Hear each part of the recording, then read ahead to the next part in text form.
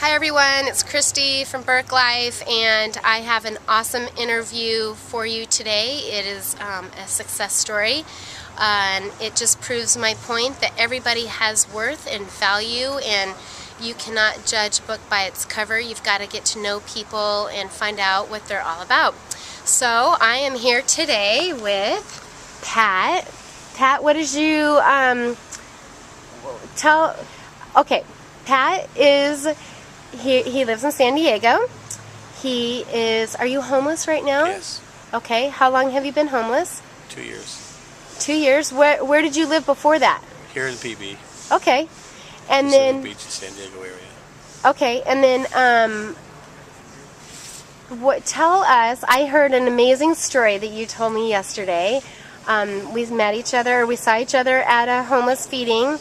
We have to give a prop out for Trish. Trish with, what's the name of her? It's, the organization is So Others May Eat. And I've known Trish for a couple of years myself, and I've been volunteer off and on for her for almost a year now. And she's just a wonderful person. She goes out and just does a tremendous job on feeding the homeless population to San Diego County.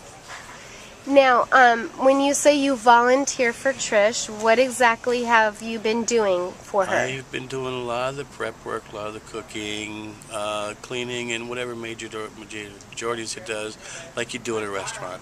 Okay. And then, have you ever done that kind of stuff before? Yes, I have.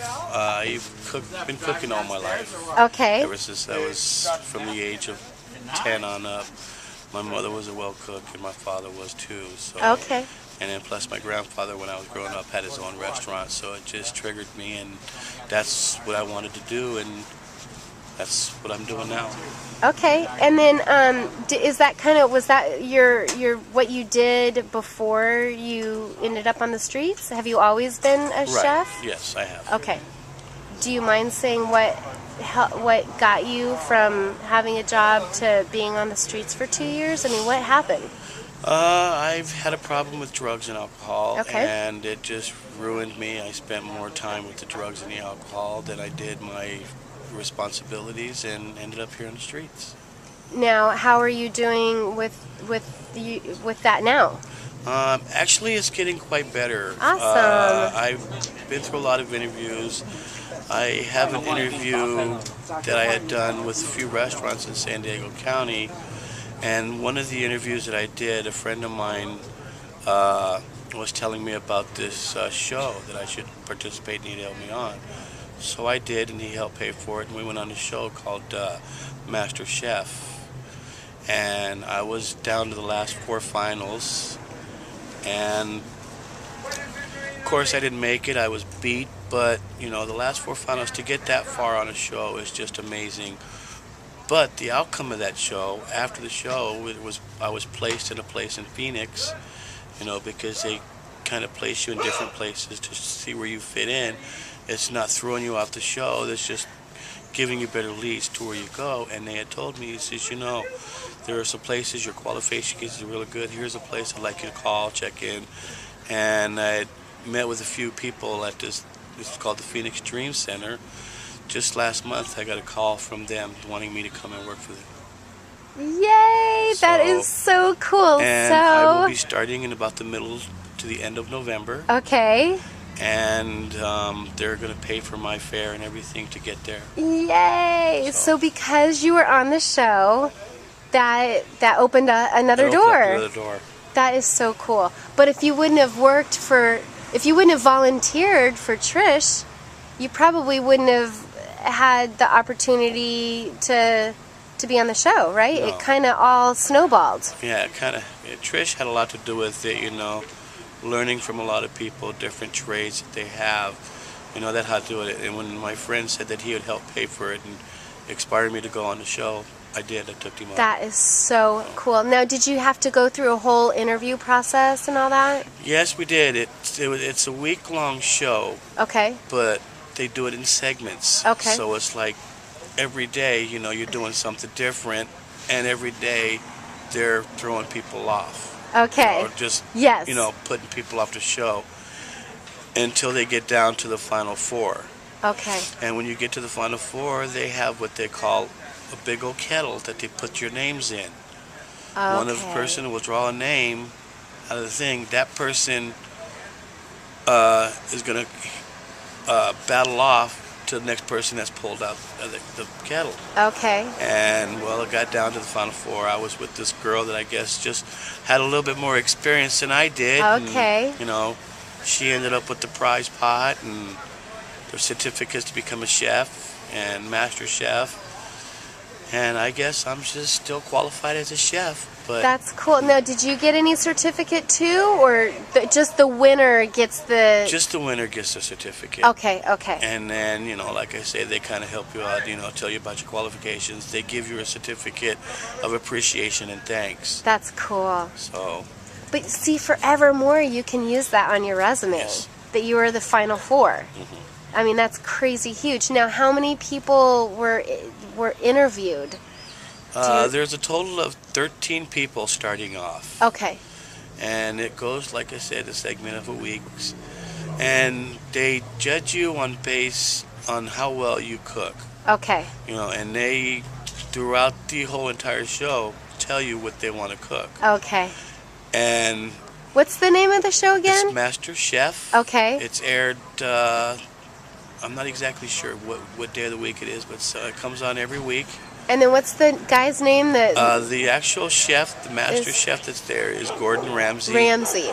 And the other ones, I can't remember their names off the top of my head, but they're famous restaurant owners Very cool. throughout, the country. So they know exactly what they want, what to be prepared in their, the restaurants.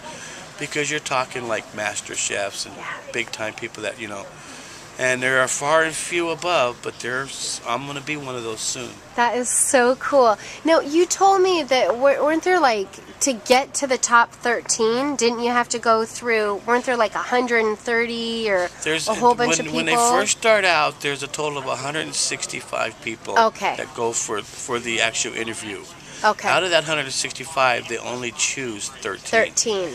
And, that was another reason. That's another reason. Another thing that that I mentioned. Just be careful what you pray for, because you just might get it. I stood in that line for 2 whole weeks just to get this position for the final week to come up. Wow. And like I said, out of 150 people, for them to come out and just say, okay, I want you, and I just prayed and prayed and prayed, and I was one of the 13 that was chosen. Actually, I was the 13th, actually. That is so cool. But it was a blessing, and it showed me a lot. The humiliation that people put up with in the kitchens and stuff like that, from the owners and the top chefs, was kind of upsetting. But, you're there, you're cooking for high-class restaurants, and that's basically what a chef gets. That's the way he gets pronounced, because if something goes wrong, it's all on him. Yeah. And I could see the points of views and the lectures that we went through, but all in all, it was a great course, and I really had a good time. That's awesome. Pat, thank you so much for sharing with us, and so this, I hope this inspires everybody. I hope it does too. Yeah, just to go after your dreams, and no matter, where you are in life, maybe you're still going to school, or you have a couple children and you feel like you just can't do your goal. You go out and do it and change the world, and I'm excited to see where the next open door is for you, and how it just keeps progressing. But I have to tell you, there's some people that are after your old job. They can have it. I have a friend, and he found out, and he's like, oh, I want that. I want to volunteer for Trish.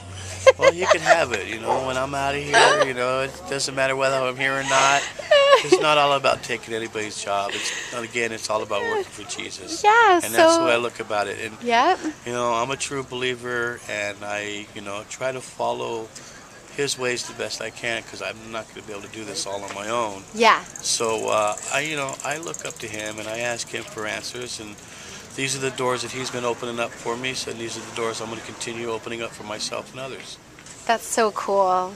Pat, thank you so much. We wish you the best of luck, and we're going to be praying for you. And Sean will go on the internet, find out when that scheduled thing is, and we're going to do like massive blasts on Facebook and everything, so make sure that the ratings get way high. And we're going to make sure that the whole world hears your story. I hope they do. So, yeah, so thank you so much. Thank you. Okay, you have a great rest of the couple weeks in San Diego, and my family is in Arizona, so I'll come and see you there. Good. I hope to see you. Talk to you later. Bye. Bye. Hi, guys. I just wanted to talk to you after interviewing with Pat and just tell you I really had the best time of my life interviewing him, and I just feel like it was such a special opportunity to get to hear his story and to see success. And it's amazing to me how just a few open doors can just change a person's life. And I know, like for Sean, and not having a job and looking for something, and just having a friend say, hey, I have a friend who has a car dealership, why don't you go work there? And it just makes all the difference in the world. And it's not a hand out, but a hand up that I think is the biggest change and the biggest thing. So I think I said it at the beginning, but I have a new mantra right now, and the new thing that I just want to say to the world is that homelessness, which my friend John, and actually God doesn't use that word, it's needy and poor, but the poor and needy are poor and needy, but that does not mean that they're worthless. And so homelessness does not mean worthlessness. And I mean that with the bottom of my heart. And I just feel so privileged to get to talk to Pat and get his story. And I hope you guys are inspired by what you see in the video coming up. And I hope that it changes your life. And, you know, Sean did about a month and a half, he tried to get a talk show, be a talk show host with Oprah, and he got all the way to the top 10, and it didn't work out. But his idea was called Nobodies, and which obviously nobody is a nobody, everybody is somebody, but with who the world calls as nobodies. And I got to talk to and get to meet and celebrate with Pat, who the world would call as a nobody, and he is so unbelievably a somebody. And so he gets to, I hope he helps you guys to change your perspective and just look for people out there that you can give a hand up instead of a hand out, and encourage them and motivate them, and let's change this world one person at a time. And yeah, I hope you guys are on my team. Let's go get things changed. Have a great evening. Bye.